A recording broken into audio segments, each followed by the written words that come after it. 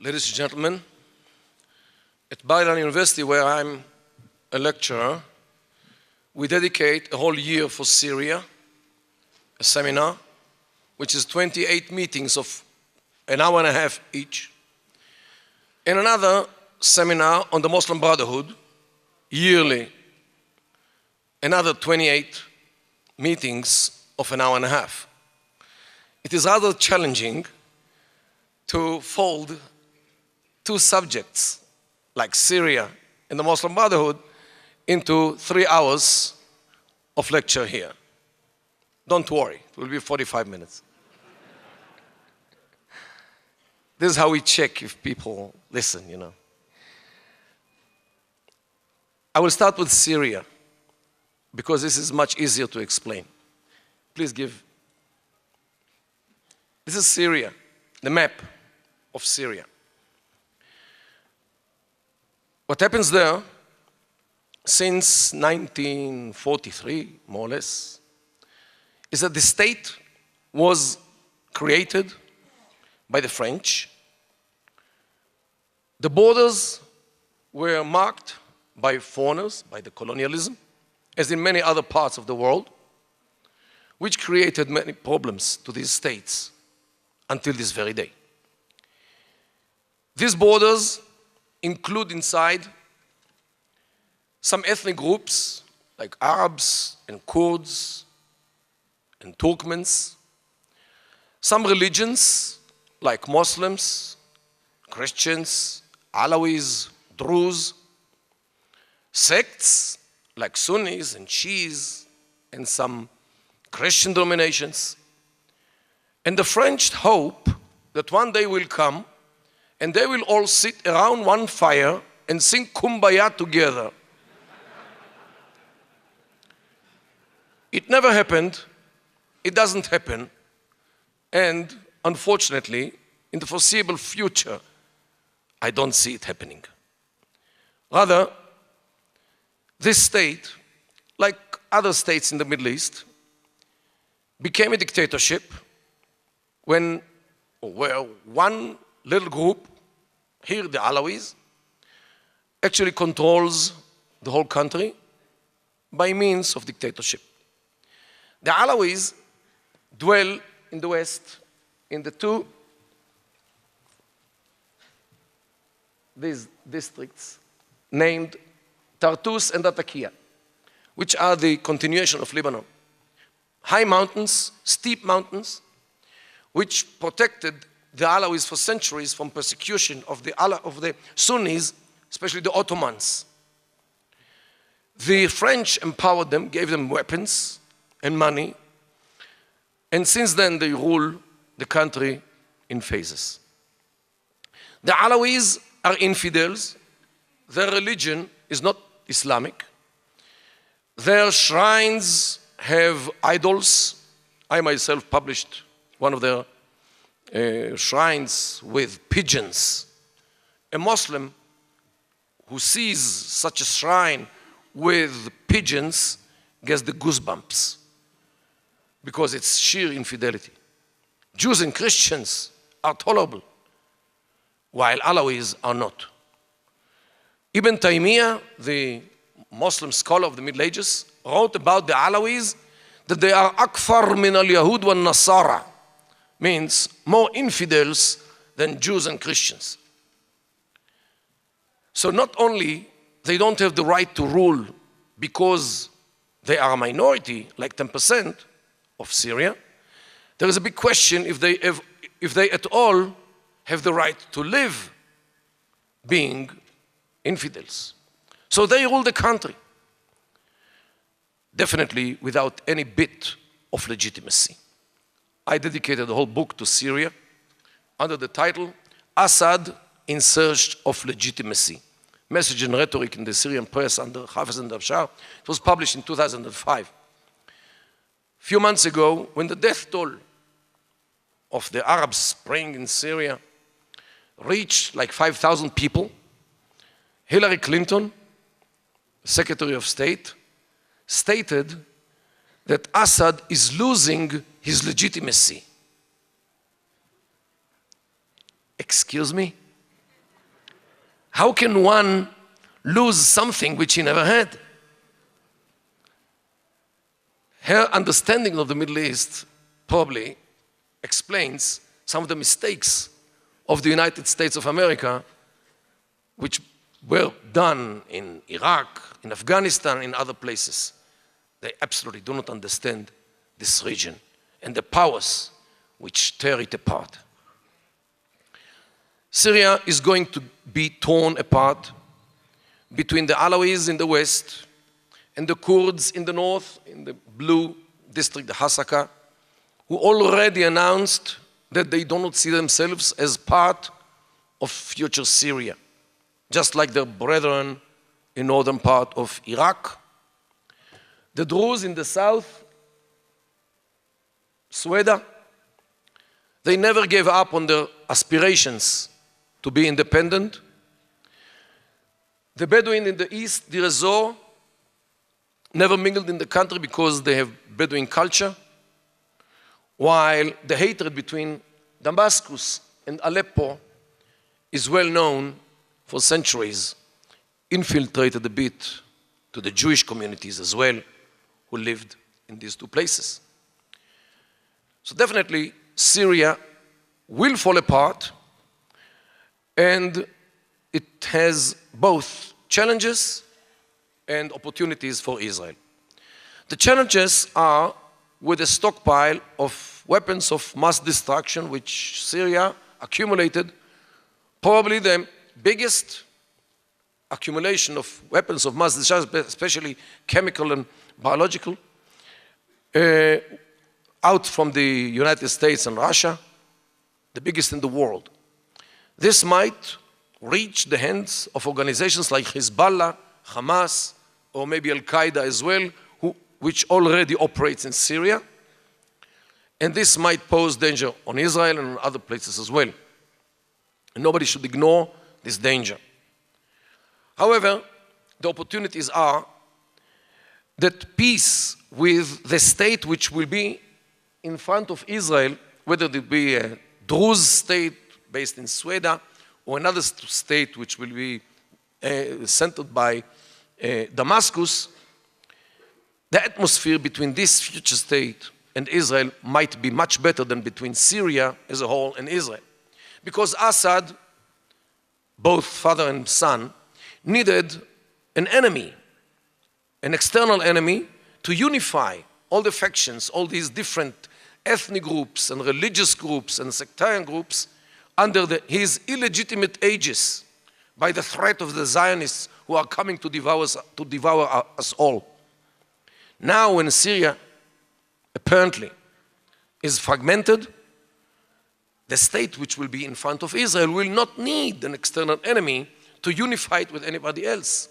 So the atmosphere might be better, and solutions with the Golan, without the Golan, I don't know, might be more easily found. This is in a nutshell the story about Syria. There is much more to read, to learn about this unfortunate country, which has chances to come out from the swamp of blood and tears and fire, which it sunk like now a year and 3 months ago. It has a chance to become normal state. I think that Assad will not survive in power. It might take weeks or months. Some year and 2 months ago, I published an article under the title, "To the Last Syrian." He will fight to the last Syrian if he could. The question is, how long will the world tolerate the fact that a regime butchers its people without any restriction? I think I'll move to the other part of the presentation about the Muslim Brotherhood. This is a much more complicated issue because it doesn't deal with the state, it deals with the culture. And this is much deeper than a state like Syria. Muslim Brotherhood, we find today organizations which bear this name or names which came out from this name in many, many states in the world, including Europe and Africa Egypt, of course, Tunisia, Morocco, even in Israel. We have 2 Muslim Brotherhood organizations. After all, this is democracy. Jordan, Syria, of course, Lebanon, Iraq, many places have organizations and parties which are directed by the light of the Muslim Brotherhood. This organization started in 1927 or 28, there is debate, in order to implement 3 objectives. One is to get rid of the foreign occupation. In Egypt of 28, it was the British occupation. In Syria, it was the French occupation. In other places, other occupations. However, according to the Muslim Brotherhood, any Arab ruler or Islamic ruler who does not implement the Sharia can be very easily depicted as foreign occupation because he is an agent of the West or the East, Russia or United States. And this is why he, even if his name is Gamal Abdel Nasser in Egypt, he is actually a foreign occupation. So first of all, the Muslim Brotherhood want to get rid of the foreign occupation, whether it's British or Gamal Abdel Nasser. Secondly, they want to get rid of the culture of the occupation, which was enforced on us usually. Mainly unveiling women, mainly introducing alcohol to the menus in the restaurants, and maybe operas and movie theaters, and all these characteristics of the Western culture which infiltrated into our society to corrupt our girls, our men, our boys, our next generation, in order to westernize them by all these magnetic devices like media, like what people wear, what they don't wear, and what they eat. The Muslim Brotherhood are against this, against the Western culture, which infiltrated and undermines the value system of those countries, especially when it comes to questions of gender, family, and sex. This is the second agenda, which is not easy, because there are many people inside those societies who are enchanted by the West and all these freedoms which it grants, especially to women. This is why the struggle between the Muslim Brotherhood and the westernized sectors in Arab societies is not an easy battle. The third component of the Muslim Brotherhood is, after the accomplishment of getting rid of the Western occupation and the Western culture, to implement the Sharia as the law of the state, and maybe to re-establish the caliphate which they still dream about since the 7th century. Please hear the first clip. رأينا حلم الخلافة الإسلامية، حلم أرض الخلافة يتحقق بإذن الله على يد الدكتور محمد مرسي ومن معه من إخوانه وجماعته وحزبه. رأينا الحلم الكبير الذي نحلم به جميعا، الولايات المتحدة العربية. الولايات المتحدة العربية ستعود إن شاء الله، ستعود الولايات المتحدة العربية على يد هذا الرجل ومن معه إن شاء الله. ستكون عاصمة الخلافة، ستكون عاصمة الولايات المتحدة العربية هي القدس إن شاء الله. بكرة مرسي حرر غزة، أنا مصري بكل عزة، بكرة مرسي حرر غزة، بكرة مرسي حرر غزة، بكرة مرسي حرر غزة، بكرة مرسي حرر غزة، بكرة مرسي حرر غزة، بكرة مرسي حرر غزة،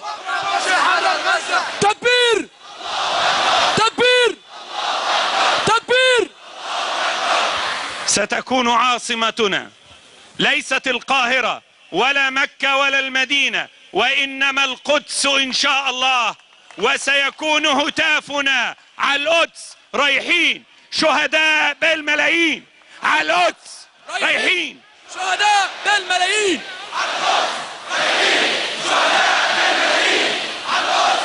رايحين شهداء بالملايين على القدس، رايحين شهداء بالملايين على القدس، رايحين شهداء بالملايين على القدس. من عيون كل اليهود طيروا النعاس، يلا يا عشاق الشهداء كلكم حماس. من عيون كل اليهود، يلا يا عشاق الشهداء كلكم حماس. من عيون كل اليهود طيروا النعاس، يلا يا عشاق الشهداء كلكم حماس. The whole Muslim Brotherhood folded in 5 minutes of a clip. First of all, United Arab States. They blamed the West for fragmenting the Islamic world, which to their expense from Indonesia in the east all the way originally to Morocco. Maybe now they count also America and Europe in the Islamic world. So inshallah, the whole world, the Islamic world will be unified, of course, under the aegis of the Muslim Brotherhood. And this is in one of the campaign meetings of Muhammad Morsi, the candidate of the Muslim Brotherhood in Egypt, only a month and a half ago. So this is actually what they talk about. However, what I wanted you to, what you saw actually, is how they base on Jerusalem as some kind of the capital of the Islamic future United States, which is rather new message. What the heck do they have in Jerusalem? And this is rather new, I must say. When I saw this, I started to look at what they say. It is a new message by the Muslim Brotherhood that now not Mecca, not Medina is their goal. After all, they have it already. Now Jerusalem is their target. Why and how Jerusalem became such an issue for the Muslim Brotherhood in Egypt? This is very puzzling. However, if we look into the issue of Jerusalem in Islam, as demonstrated in this Muslim Brotherhood clip, we cannot escape the feeling that the Jewish entity in Israel, with its capital Jerusalem, is much more than a problem, a territorial problem, or political problem, or even problem connected to real estate. This is something much deeper, which goes down to the fundamental issues of Islam. Islam, in its own view, came to the world not to live side by side with Judaism and Christianity. It rather came to the world to replace them, to hire them, to take everything which Judaism and Christianity might have had once and to build itself by the ruins of Judaism and Christianity. The theory of replacement in its Islamic version. By this idea, Islam tries to establish its legitimacy and validity by nullifying the legitimacy and validity of the religions which preceded it. Thus, Abraham and Isaac, and formerly Adam, and Noah, and Jacob, and David, and Solomon, and Jesus, and Johannes, all were Muslims. Because inna dina inda Allah al-Islam, religion at Allah's is only Islam. Allah doesn't know any other religion. Allah doesn't recognize any other religion. So if someone like Adam, like Abraham, like Jesus, believed in one God, what else could he be if not a Muslim? Since Islam is the only religion at Allah's. So This way, after they occupied, those Bedouins who came out from the Arab Peninsula in the 7th century, after they occupied the geography of the Middle East, they occupied the history of the Middle East and the theology of the Middle East. Judaism is void. Jews can live as Ahl Dhimma, Dhimmis, second-class citizens under Islamic rule with restrictions, as long as they obey the restrictions. All of a sudden, during the 20th century, some historic road accidents happened when Jews started an influx to their former land, which once they had, Philistine. They occupied it in 1948. They established a state, an independent state. Since when Jews have the right to be independent? After all, they have to be subjugated to Islam. And in 1967, they dared to occupy Jerusalem. What will be their next step? Evidently, they will try to build the third temple. And this way, Judaism will come back, Allah forbid, to life, after it was nullified by Islam. So Muslims cannot fathom this fact, because it actually is against the basic issue of Islam, which came to the world to replace Judaism, to nullify Judaism. The return of Jews to Eretz Israel, the return of Jews to Jerusalem, and Allah forbid, the building of the temple is a theological threat on Islam before it is anything connected to land or to real estate or whatever, or to national interests as well. It is a theological threat on Islam. And what he says is actually this, that we are going to occupy Jerusalem, and we are going to make sure that Jews will never take it by putting our capital in Jerusalem, so Judaism will never come to life again.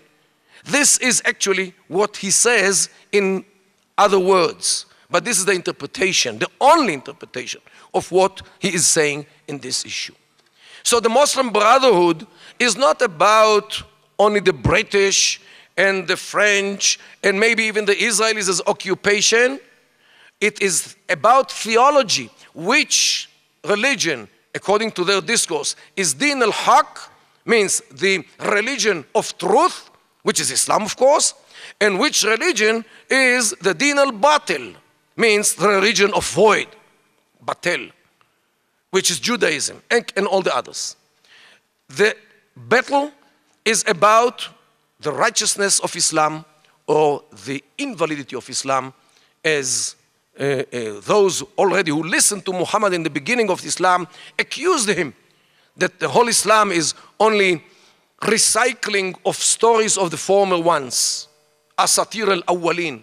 So since then, Islam is an obsession to establish its validity by undermining the validity of other religions. And this is actually what we saw in this clip. Unfortunately, Muslims have money, mainly because of the oil, especially in the Gulf. And the Gulf money is translated all over the world to propaganda against Jews, mainly. It is under the cover of propaganda against Israel. Delegitimization, boycott, sanctions, all these things which go around, financed by Gulf money, all are motivated by this theological problem of the Muslims, that they cannot fathom the Jews come back from exile, come back from the ashes to rebuild their home in Eretz Israel and in Jerusalem. Much is invested in the academia in the West by Muslim Brotherhood organizations like the MSA, Muslim Association of America, something like this. Much is invested in companies, in NGOs, even, unfortunately, in all kinds of NGOs in Israel, which operate against the states from within, state of Israel from within, like B'Tselem and others, which are financed by foreign money, which I suspect comes from the Gulf through other channels. Many others suspect the same. Only recently, there was somebody revealed that some organizations in Israel were financed by the Palestinian Authority, which got the money from the Gulf. They were the channel. So since we are a democratic state, we allow this activity, unfortunately, but this is what Israel is. However, this battle is also in the media. The Muslim Brotherhood owns the biggest and the most powerful media outlet in the world, which is Al Jazeera. Al Jazeera is an operation of 10 channels, no less than 10 channels, but the main one is the news channel in Arabic. What you see in English, maybe in this country, is something totally different in its atmosphere and the message. But the message which is transmitted by the Al Jazeera in Arabic is totally Muslim Brotherhood message, which is against the West, against the culture of the West, and Israel is part of the West in both means, and to promote the Sharia wherever it can be implemented. Al Jazeera wages this media jihad against Israel almost since the day it was launched in late 1996. Amazingly, Israel enables Al Jazeera to operate from within Israel. Means disseminate its lies against Israel from within, thus having much of credibility. Because if some reporter stands and behind him everybody sees the Knesset and he says sheer lies, how can he be mistaken? The Knesset is behind him, he is in Israel. Definitely he speaks about the reality in Israel. Okay, this is the image which Al Jazeera creates. Al Jazeera is fighting against Israel in any possible way, especially when Israel fastens its hand on Jerusalem. On Jerusalem, since Jerusalem, as you already know, is a theological problem for Al Jazeera, like other Muslim Brotherhood organs. 4 years ago, June 1st, 2008, the Olmert government decides to build some hundreds of apartments in Har Choma and Pisgat Ze'ev, two neighborhoods which were annexed to Jerusalem after 1967 war, Six-Day War. Al Jazeera dedicates like 15 minutes in the main news bulletin to this issue. 15 minutes in a news bulletin, in a main news bulletin, this is a very large piece of time, in which Al Jazeera brings three items, sub-items. One, reportage about what appears to be that Israel destroys all the Arab neighborhoods in Jerusalem in order to build Jewish neighborhoods on the ruins. Sheer lie.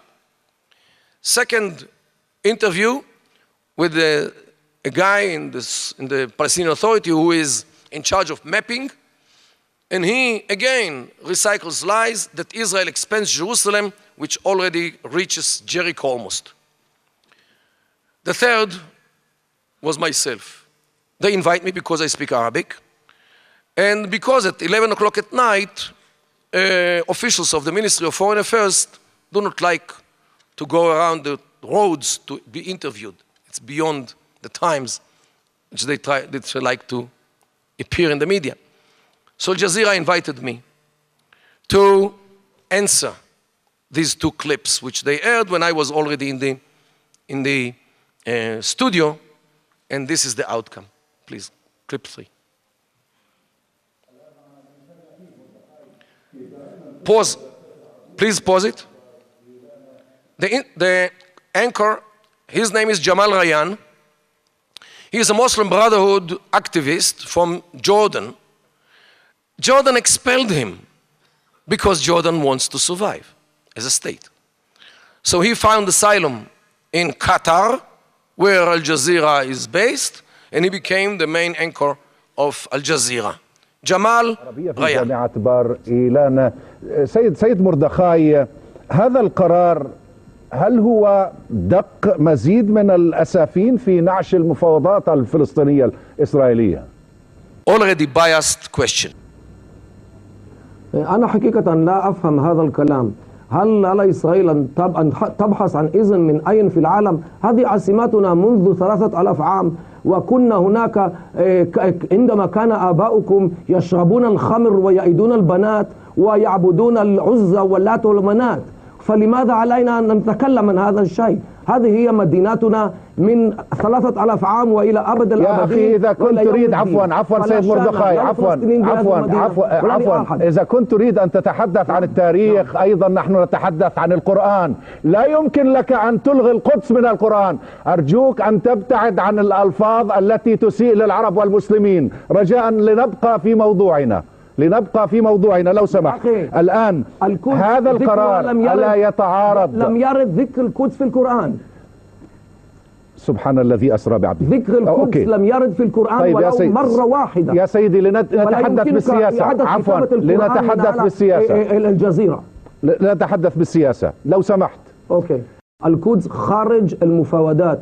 القدس لليهود نقطة. لا يمكن الكلام عن القدس بأي شكل من الأشكال، وأنتم تعيدون هذه القضية مرة بتلو الأخرى. عن المستوطنات يا سيد مردخاي، المستوطنات يعني نحن نتكلم عن شقق. يا أخي نحن نتكلم عن شقق جديدة داخل مدينة القدس. أنت تتحدث عفوا سيد مردخاي، تتحدث عن بناء حوالي 1000 وحدة، وكان هناك قرار بإقامة 10,000 وحدة، وتم وقف هذا القرار، والآن تتم عملية تسريبات من تحت الطاولة 1000 2000 3. يعني القدس ربما ستشمل الضفة الغربية بعد ذلك، أليس كذلك؟ يا أخي إسرائيل لا تعد الشقق التي تقيمها قطر في شبه جزيرة قطر، فما شأن لكم بالقدس؟ القدس مدينتنا إلى أبد الأبدين، ولا شأن لا للجزيرة ولا لأحد في مدينة القدس. نقطة. هي مدينة لليهود فقط، ليس لأحد أي شأن بمدينة القدس. يعني هل تريد أن تقول بأن كلامك هذا يعني بأن المفاوضات التي تتم بين الفلسطينيين والإسرائيليين تتم بناء على الأمر الواقع الذي تتحدث به الآن يا سيد مردخاي كيدار؟ يا أخي أنا أدعوك للقدس لتشوف بأم عينك كيف القدس أصبحت مدينة زاهرة بعد أن كانت خاربة تحت أيدي العرب حتى 67. نحن بنينا هذه المدينة من جديد، وهي الآن مفتوحة للمسيحيين وللمسلمين ولليهود على حد سواء، كما لم تكن أبدا تحت سيطرة الإسلام، لأن الإسلام أقصى اليهود من القدس والمسيحيين أيضا. طيب أنا أريدك أن تعطيني جوابا. تعطيني جوابا. يعني لماذا كلما كانت هناك مفاوضات فلسطينية إسرائيلية تتحدثون عن الاستيطان وتصدرون قرارات بالاستيطان، مزيد من قضم الأرض، مزيد من تهويد الأراضي الفلسطينية، وبالتالي قتل مقومات قيام أي دولة فلسطينية في المستقبل، أليس كذلك؟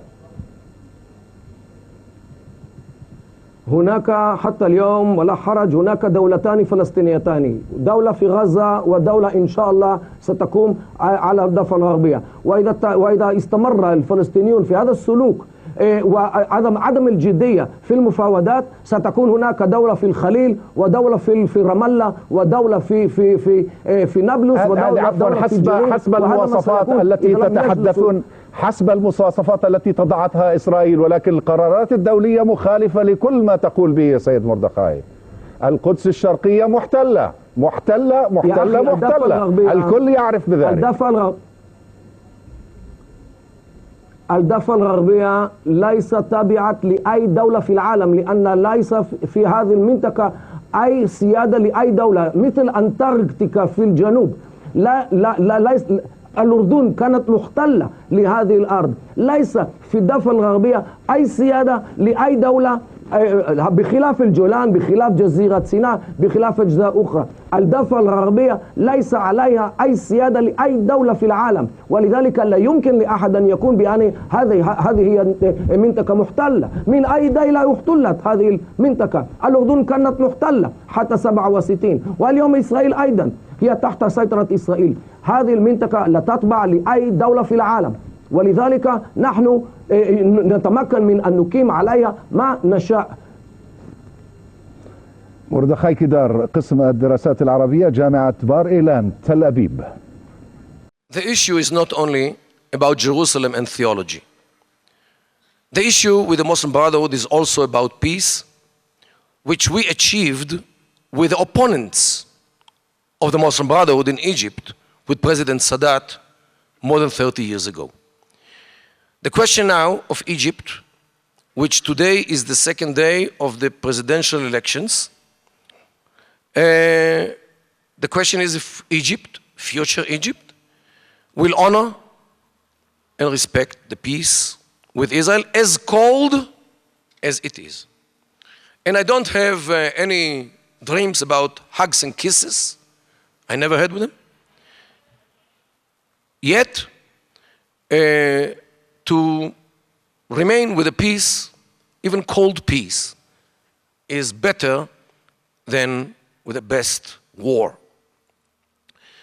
The question is very complicated because in their view, the Muslim Brotherhood, who today are the majority of the of the Legislative Council in Egypt, which was the Supreme Court in Egypt, cancelled the elections which took place like half a year ago in Egypt, where the Muslim Brotherhood and the Salafis, the ultra-Orthodox Muslims, won like three-quarters of the Legislative Council. Day before yesterday, these elections were cancelled by the Supreme Court. What will be the future with Egypt? Nobody knows. Which president will be elected? Really, nobody knows, because the majority of the Egyptians are identifying with the Muslim Brotherhood, no doubt.